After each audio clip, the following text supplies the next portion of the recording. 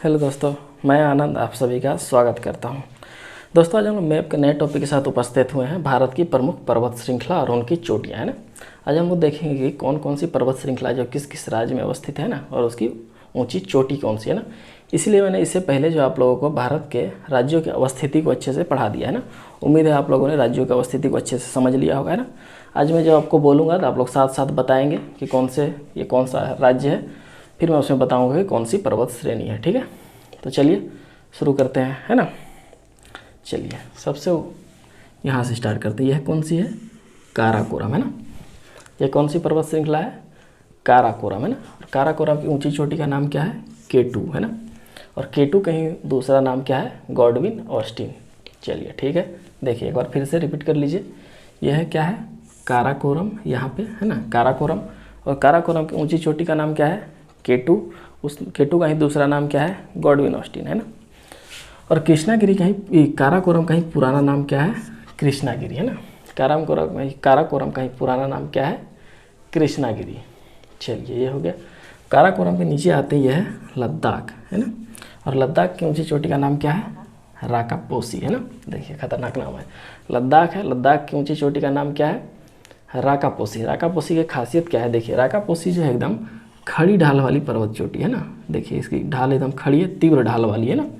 राकापोसी क्या है? एकदम तीव्र ढाल वाली चोटी है। तो लद्दाख की ऊंची चोटी क्या है? राकापोसी। ठीक है, चलिए उसके नीचे आते हैं। ये कौन सी पर्वत श्रृंखला है? यह है जास्कर, है ना। काराकोरम, लद्दाख, जास्कर, तीनों को एक साथ याद रखना है ना। काराकोरम, लद्दाख, जास्कर, तीनों क्रम से है। काराकोरम, लद्दाख, जास्कर, है ना। चलिए अब बताइए कि ये कौन सा राज्य अवस्थित है। आप लोग बताइए पहले कौन सा राज्य है? यह है हिमाचल, है ना। हिमाचल में कौन सा है? धौलाधर, है ना। हिमाचल में कौन सा पर्वत श्रृंखला है? धौलाधर। अब ये बताइए कौन सी पर्वत ये राज्य है? यह है उत्तराखंड। उत्तराखंड में कौन सा है? कुमायूं हिमालय, है ना। और इसकी ऊंची चोटी का नाम क्या है? नंदा देवी, है ना। उत्तराखंड में कुमायूं की ऊंची चोटी का नाम क्या है? नंदा देवी। चलिए इतने हो गए। अब हम लोग इस साइड आते हैं। यह है नंगा पर्वत और यह है पीर पंजाल, है ना। यह है नंगा पर्वत और यह है पीर पंजाल, ये दो हो गए। चलिए ऊपर कितने हो गए, है ना। चलिए हम लोग आते हैं यहाँ। ये बताइए कौन सा राज्य, जो बड़ा सा मैंने बताया था, जो बड़ा है वो क्या है? राजस्थान, है ना। राजस्थान में एक पर्वत श्रृंखला का क्या है? अरावली, है ना। राजस्थान में कौन सी पर्वत श्रृंखला है? अरावली। और अरावली की ऊंची चोटी का नाम क्या है? गुरु शिखर, है ना।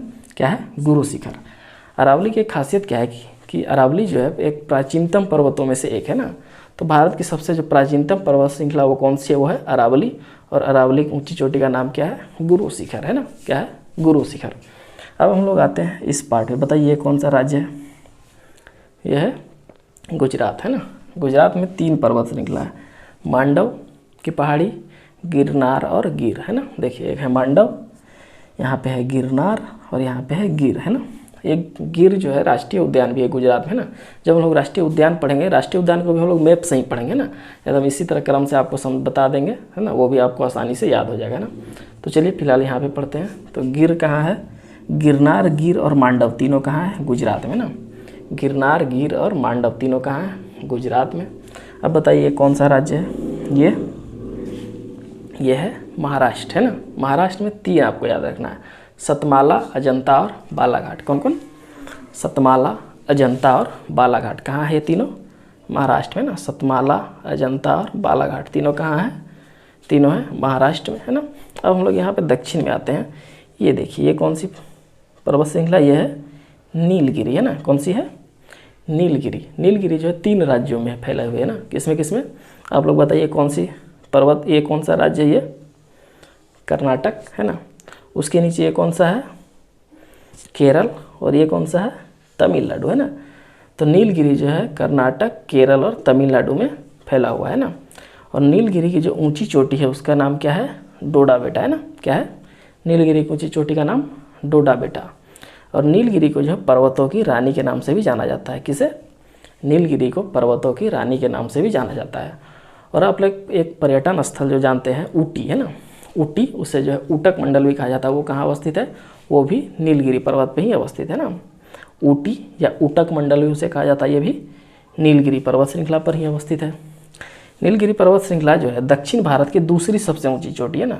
दूसरी सबसे ऊंची चोटी है नीलगिरी। अब हम बताते हैं आपको कि पहली सबसे ऊंची चोटी दक्षिण भारत की कौन सी है। इसके नीचे जस्ट यहाँ पे है अन्नामलाई, है ना। अन्नामलाई की ऊंची चोटी कौन सी है? अन्नामुदी, है ना। ये कौन सी पर्वत श्रृंखला है? अन्नामलाई। और अन्नामलाई की ऊंची चोटी है अन्नाई मुदी, है ना। अन्नाई मुदी जो है ये दक्षिण भारत की सबसे ऊंची पर्वत श्रृंखला है। कौन सी? सबसे ऊंची पर्वत श्रृंखला, है ना। ये सबसे ऊंची पर्वत श्रृंखला है। और दूसरी ऊंची पर्वत श्रृंखला है नीलगिरी, है ना। दूसरी नीलगिरी और पहली अन्नाई मुदी, है ना। अब देखिए इसके सबसे दक्षिण में जो देख रहे हैं, सबसे नीचे ये क्या है? ये है कार्डमम की पहाड़ी, है ना। कार्डमम, इलायची को इंग्लिश में कार्डमम बोला जाता है ना। इसे इलायची की पहाड़ी या कार्डमम की पहाड़ी के नाम से जाना जाता है।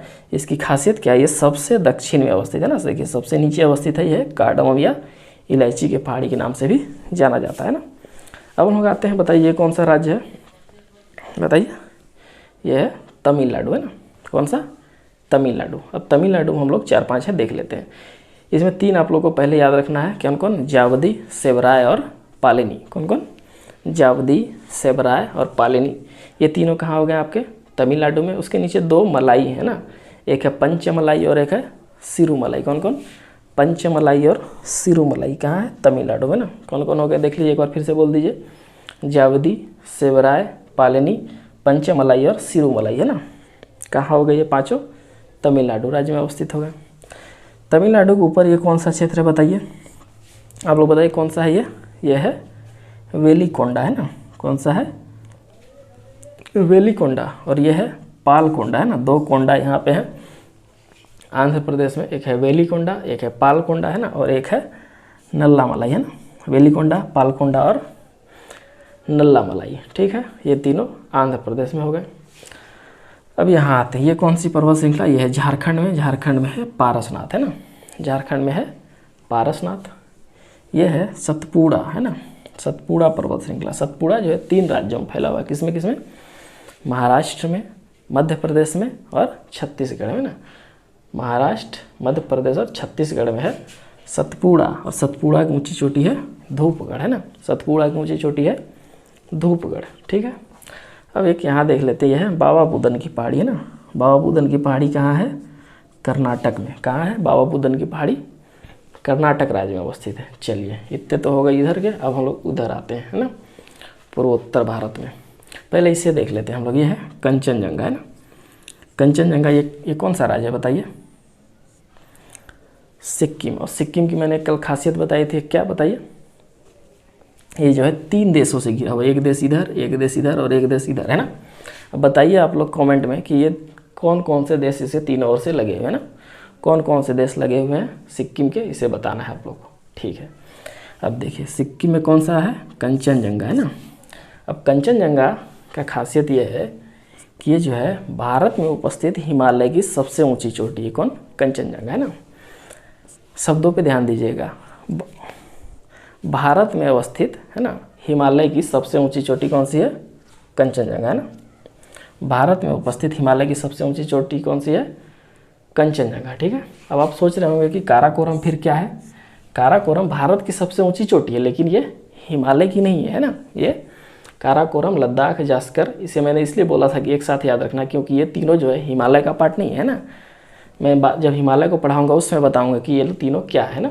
तो काराकोरम, लद्दाख, जास्कर, ये तीनों हिमालय का पार्ट नहीं है ना। भारत की सबसे ऊंची चोटी है K2, लेकिन हिमालय की सबसे ऊंची चोटी कौन सी है? कंचनजंगा, है ना। अब फिर आप बोलिएगा कि फिर एवरेस्ट क्या है ना। इसमें तीनों में कन्फ्यूजन होता है। तो एवरेस्ट जो है हिमालय की सबसे ऊंची चोटी है ना, लेकिन वो भारत में अवस्थित नहीं है। वो कहाँ अवस्थित है? वो नेपाल में अवस्थित है। कहाँ? एवरेस्ट नेपाल में अवस्थित है ना। और एवरेस्ट को नेपाल में क्या कहा जाता है? सागर माथा कहा जाता है। क्या? सागर माथा के नाम से जाना जाता है ना। तो एवरेस्ट कहाँ है? नेपाल में। और भारत में हिमालय की सबसे ऊंची चोटी क्या है? कंचनजंगा। और भारत की सबसे ऊंची चोटी क्या है? K2, है ना। ये तीनों में कन्फ्यूजन होता है, याद रखना है, ठीक है। चलिए इतना हो गया। अब हम लोग आते हैं इस साइड में। देखिए पहले आप लोग ये बताइए कि ये कौन सा राज्य है? बताइए।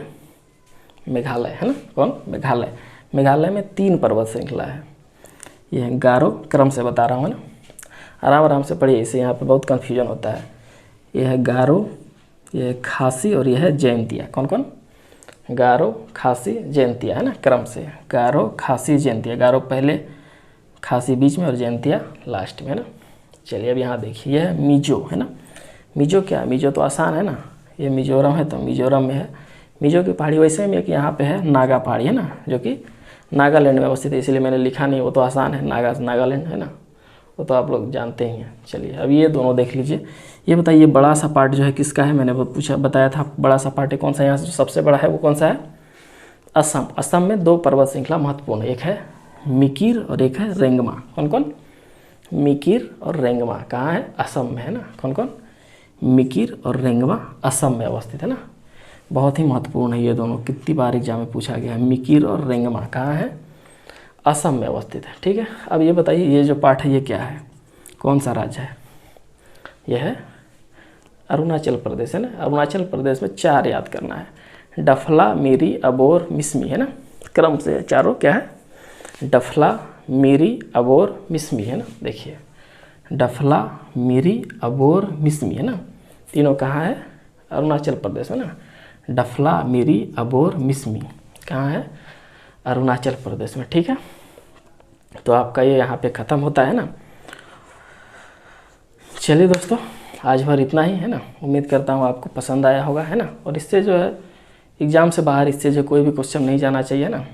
अगर आप लोगों का कोई सुझाव हो या फिर कुछ छूट गया हो या फिर कुछ बताना चाहते हो तो कमेंट में लिख दीजिएगा, है ना। चलिए कल मिलते हैं नए टॉपिक के साथ। धन्यवाद।